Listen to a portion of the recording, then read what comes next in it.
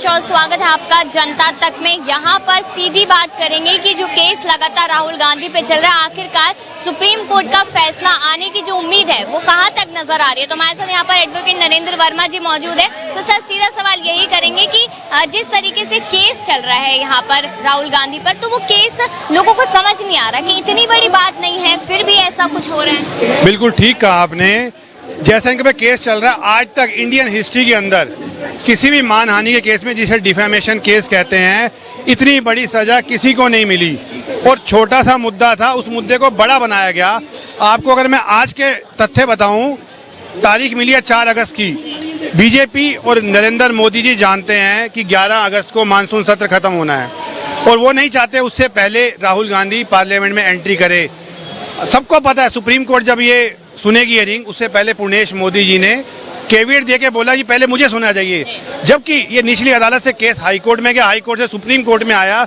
जब निचली अदालत के अंदर सुनवाई पूरी हो गई पुर्णेश मोदी की, तो उनको दोबारा सुनने का कोई हक नहीं है। लेकिन फिर भी कैविएट डाल के प्रेशर डाला गया, पहले मुझे सुने उसके बाद राहुल गांधी को सुने। जब उनको तो कोर्ट पूरा सुन चुकी है। ये एक साजिश है कि राहुल गांधी को किसी तरह मानसून सत्र से पहले पार्लियामेंट में ना लाया जाए। हो सके तो इनको परमानेंट डिस्क्वालीफाई किया जाए। यहाँ पर ये देखिए कि पुर्णेश मोदी ने 26 दिन लगभग शायद मांगे थे, लेकिन कोर्ट ने यहाँ पर 10 दिन ही उन्हें दिए। तो ये तो बहुत अच्छी बात है, अपनी बात रखने के लिए कम दिन उन्हें मिल रहे हैं। 21 दिन मांगे थे उन्होंने, 21 दिन मांगे लेकिन 4 अगस्त का टाइम दिया है। 4 अगस्त को पहले उन्हें सुनेगी कोर्ट, फिर उसके बाद राहुल गांधी को सुनेगी। तो उम्मीद लग रही है कि कुछ ना कुछ फैसला राहुल गांधी के पक्ष में आता नजर 101% आएगा। अगर देश और ये भगवान सत्य के साथ है तो राहुल गांधी के फेवर में ही फैसला आएगा। बिल्कुल। कहा जा रहा है कि बीजेपी डरती है राहुल गांधी। बिल्कुल जी, राहुल गांधी जी से डरती है, तभी इस तरह का आदेश जारी हुआ है। जो इनके ऊपर केस राहुल गांधी जी के ऊपर झूठा बनाया गया, मानहानि केस में कभी भी इतनी बड़ी सजा नहीं होती है। और इतनी बड़ी सजा देख के पहले उनका घर खाली कराया गया, उनकी सदस्यता को जो रद्द किया गया। सिर्फ राहुल गांधी जी का डर है, मोदी जी को और बीजेपी को। अगर राहुल गांधी जी सत्य के साथ हैं और जनता की लड़ाई लड़ रहे हैं और मोदी जी घबरा चुके हैं, तो मोदी जी अपनी घबराहट में इस तरह के उल्टे सीधे फैसले जो करा रहे हैं, ये जनता सब देख रही है। और 2024 में मोदी जी को जो जनता के सामने आना पड़ेगा, जनता उनको जरूर इसका सबक सिखाएगी कि झूठ कभी लंबा नहीं चल सकता।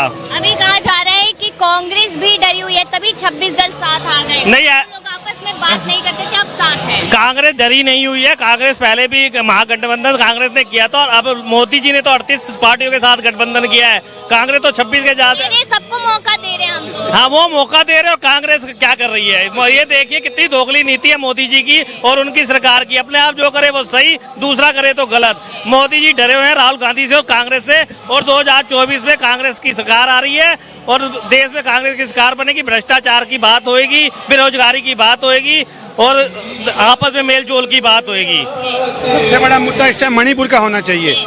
आप एक महिला हैं, आपको मणिपुर सेशन आपने देखा, वो कितना क्रूरता भरा राक्षस बन गया इंसान।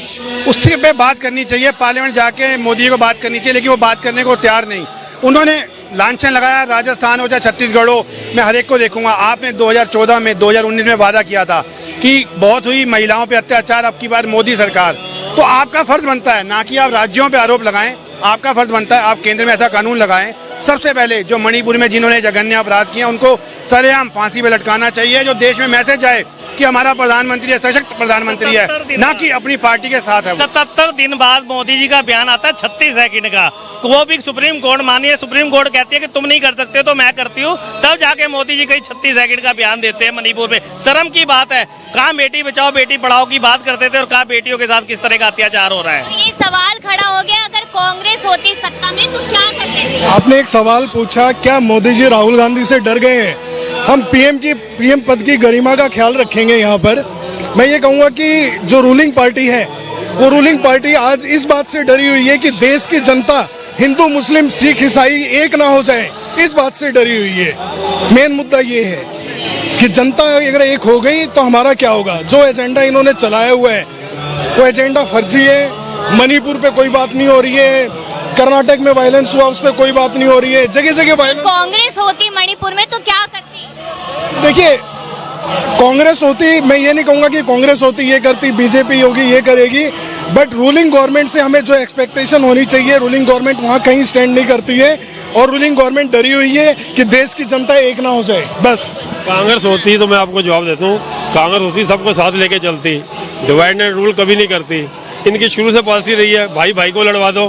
आप देखो जो आरएसएस वाले हैं, जो बेटा उनकी शाखा में आता है उसको तो जी बुलाएंगे, बाप को नाम से बुलाएंगे। कांग्रेस डिवाइड एंड रूल नहीं करती, सब मिलके चलते, ऐसी नौबत ही नहीं आती। अगर आती तो एडमिनिस्ट्रेशन को खींचा जाता, एक्शन लिया जाता। बिल्कुल। तो लेकिन यहाँ पर सवाल तो यही बना हुआ है कि कांग्रेस ने ही शुरुआत की हिंदू मुस्लिम करने की, ये इल्जाम कांग्रेस पे शुरुआत से लगते आया है। कांग्रेस ने कोई ऐसी शुरुआत नहीं है हिंदू मुस्लिम करने। कांग्रेस सब धर्मों को लेकर चलने वाली पार्टी है, हिंदू हो, मुसलमान हो, सिख हो, ईसाई हो। आज तक कांग्रेस का कोई भी ऐसा नेता नहीं है जिसने हिंदू मुसलमान की बात करी हो, खाली मुसलमान की बात बीजेपी करती है। क्या जरूरत है किसी भी ऐसे धर्म को लेके आप किसी के पीछे बढ़ जाओ? आप यूपी में देख लो, यूपी में खाली हिंदू मुसलमान हिंदू मुसलमान हिंदू मुसलमान। ये बहुत गलत बात है, देश के लिए हानिकारक है। और देश के लिए मैं कह रहा हूँ मोदी ही शराब है, और मोदी शराब है देश के लिए। मोदी नहीं हटेगा, देश बर्बाद। सवाल रहेगा आपसे, अभी यूसीसी कानून की बात हो रही है, आप एडवोकेट है, तो क्या कहेंगे जनता को, लोग क्योंकि लोग समझ नहीं पा रहे हैं। आपने कपिल सिब्बल जी की बात अगर सुनी हो, उन्होंने कहा ये बिल्कुल सरासर झूठ है। अभी तक सरकार ने ड्राफ्ट ही नहीं बनाया। कोई भी कानून लाने से पहले एक ड्राफ्ट बनाया जाता है, जो ड्राफ्ट लोगों को बताया जाता है और आपस की कैबिनेट में बताया जाता है कि हम क्या कानून ला रहे हैं। उन्हें यही नहीं पता, उन्होंने एक शगुफा छोड़ा। जैसे बीजेपी का आईटी सेल है, पहले सोशल मीडिया में छोड़ता चीजें, लोग कैसे लेते हैं, एक्सेप्ट करते हैं तो उसको लागू करने की कोशिश करते हैं, नहीं तो छोड़ देते हैं। उन्हें खुद नहीं पता। आप मोदी जी से क्या किसी मंत्री से पूछे यूसीसी का कानून कैसे बनेगा, उन्हें नहीं पता। 2024 के चुनाव को देखते हुए सिर्फ ये जनता को गुमराह किया जा रहा है। इनके पास कोई ड्राफ्टिंग नहीं है, कुछ नहीं है। अगर ड्राफ्टिंग है तो जनता को बताए ना। जल्दी राहुल गांधी के पक्ष में फैसला आता दिख रहा है। बिल्कुल जी, राहुल गांधी जी के पक्ष में फैसला आएगा। राहुल जी की सदस्यता बहाल होगी और इनको मुंह की खानी पड़ेगी। राहुल जी से डरे हुए हैं और 2024 का चुनाव कांग्रेस बड़े भारी बहुमतों से जीते जाए। सत्य में